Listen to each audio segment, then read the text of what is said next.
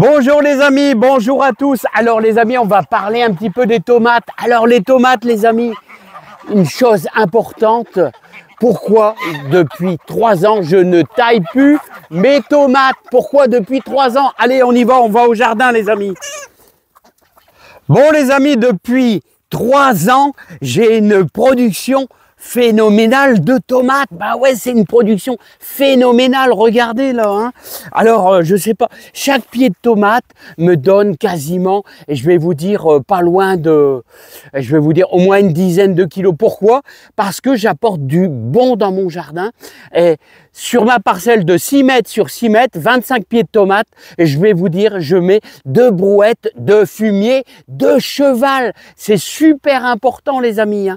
Ouais, la production de tomates grâce au fumier de cheval, les amis. Bon les amis, je vais tout vous dire sur la production de tomates. Vraiment, alors déjà, je choisis une variété qui s'appelle la Montfavet. Voilà, la Montfavet. En plus, je vais vous dire comment je procède. Alors, vous avez vu, sur ma parcelle de 6 mètres sur 6 mètres, je mets déjà 2 brouettes de fumier de cheval. Et à la plantation, les amis, je rajoute aussi un petit peu de fumier, une belle poignée de fumier de cheval à l'intérieur de chaque pied, là, à l'intérieur de chaque pied. Ça, c'est important, hein, aussi pour un bon départ de votre pied de tomate. Alors ensuite, après les amis, chose très importante aussi, c'est que je fais le taillage de mon pied de tomate, enfin de mes pieds de tomate, jusqu'au premier bouquet. Et ensuite après, après je laisse partir les amis, je laisse partir. Alors vous avez vu, j'utilise des piquets de fer là de 1,3 mm là, je ne sais plus, pour maintenir. Ça a tendance à devenir super lourd avec le temps et ça permet ainsi d'avoir une bonne production.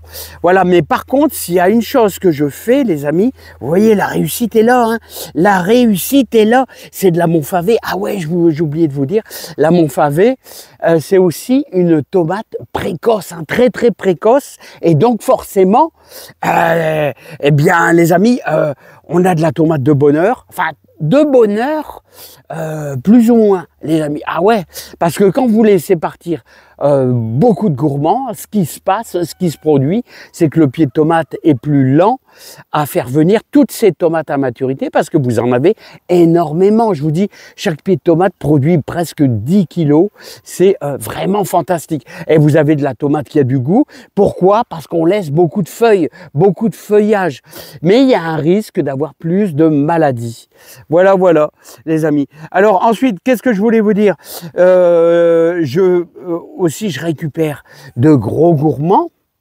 Alors, de gros gourmands de tomates. Et là, je fais la façon traditionnelle. Alors, c'est-à-dire façon traditionnelle, vous savez, c'est simple. Eh bien, je laisse normalement 3 étages.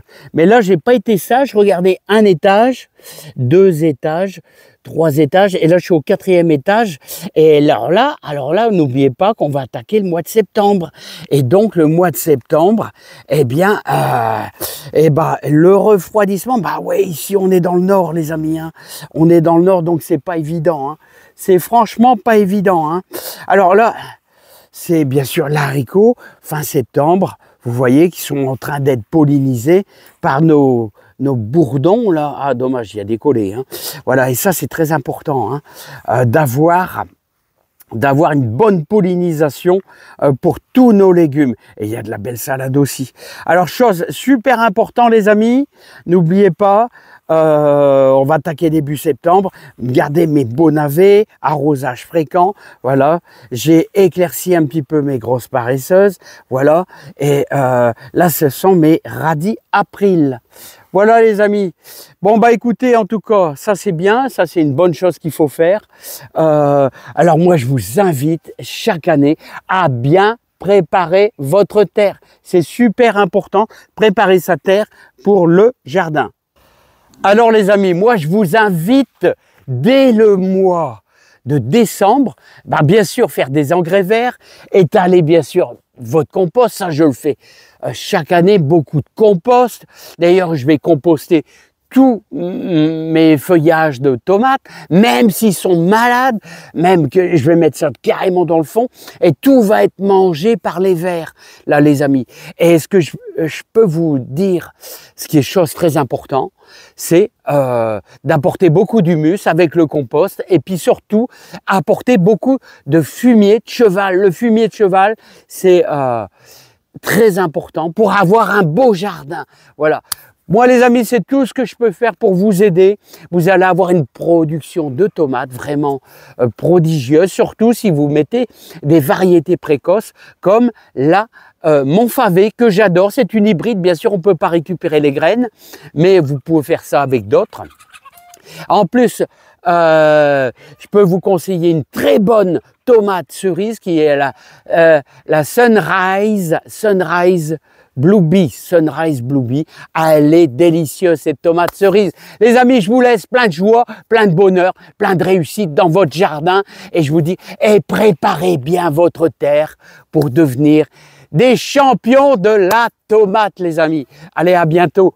Bye bye. Je vous laisse. Moi, je reprends le boulot dans le jardin, là. Allez, bye bye. À bientôt.